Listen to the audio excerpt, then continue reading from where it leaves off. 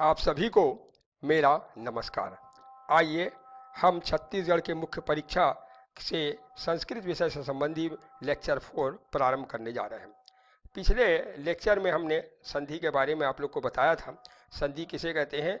दो वर्णों के मेल से विकार या परिवर्तन होता है, उसे हम संधि कहते हैं। हमने पिछले लेक्चर में आपको यण संधि के बारे में जानकारी दिया, वृद्धि संधि के बारे में दिए। आज हम दीर्घ स्वर संधि के बारे में जानकारी हासिल कर रहे हैं कि दीर्घ स्वर संधि किसे कहते हैं। आइए इस पर हम विचार करें।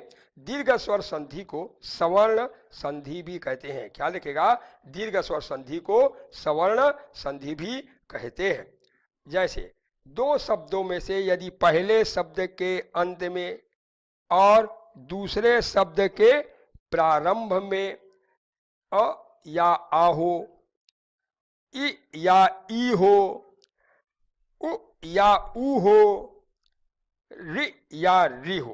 ख्याल रखिएगा, दो शब्दों में से यदि पहले शब्द के अंत में और दूसरे शब्द के प्रारंभ में अ या आ हो, इ या ई हो, उ या ऊ हो, तो रि या री हो, तो दोनों में विकार या परिवर्तन क्या हो जाता है? वो दीर्घ हो जाता है। दीर्घ आ हो जाएगा, दीर्घ ई हो जाएगा, दीर्घ ऊ हो जाएगा, दीर्घ री होगा, तो दोनों को मिलाकर दीर्घ स्वर संधि हो जाता है।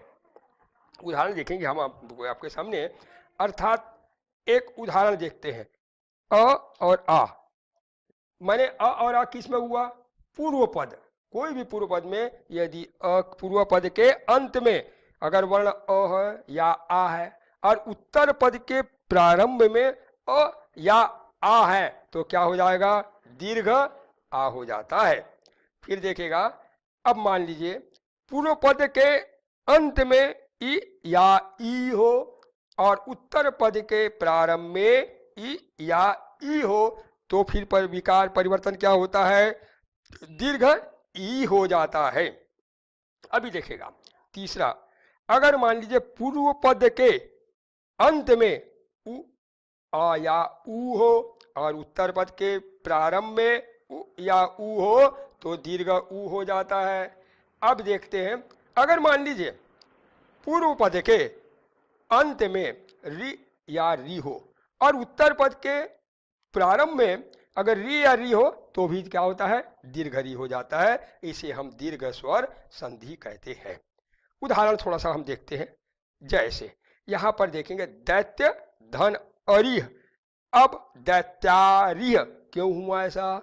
अभी आप देखेगा, यह जो दिख रहा है यह व्यंजन है और यह में आ छिपा हुआ है। जितने व्यंजन होते हैं अधूरे होते हैं, उसमें आ मिला होता है तब पूर्ण होता है।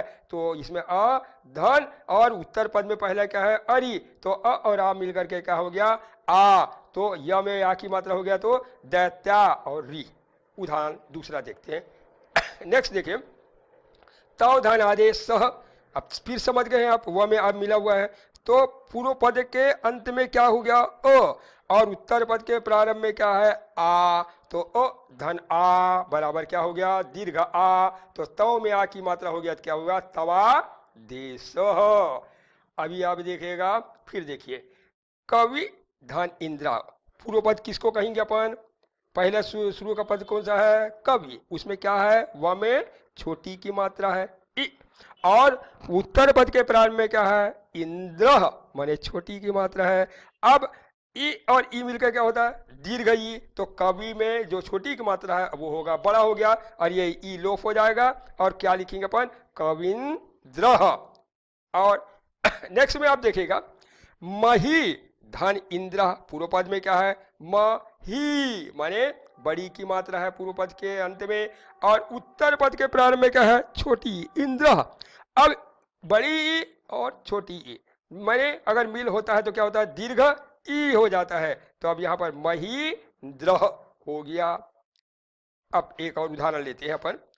पूर्व पद में नदी क्या हो गया? बड़ी की मात्रा और उत्तर पद में प्रारंभ में क्या है? बड़ी है ईसा। अब ई और ई, दीर्घ ई और दीर्घ ई दोनों अगर मिल गया तो विकार परिवर्तन क्या होगा? दीर्घ ई हुआ, इसलिए हम इसको दीर्घ स्वर संधि कहते हैं।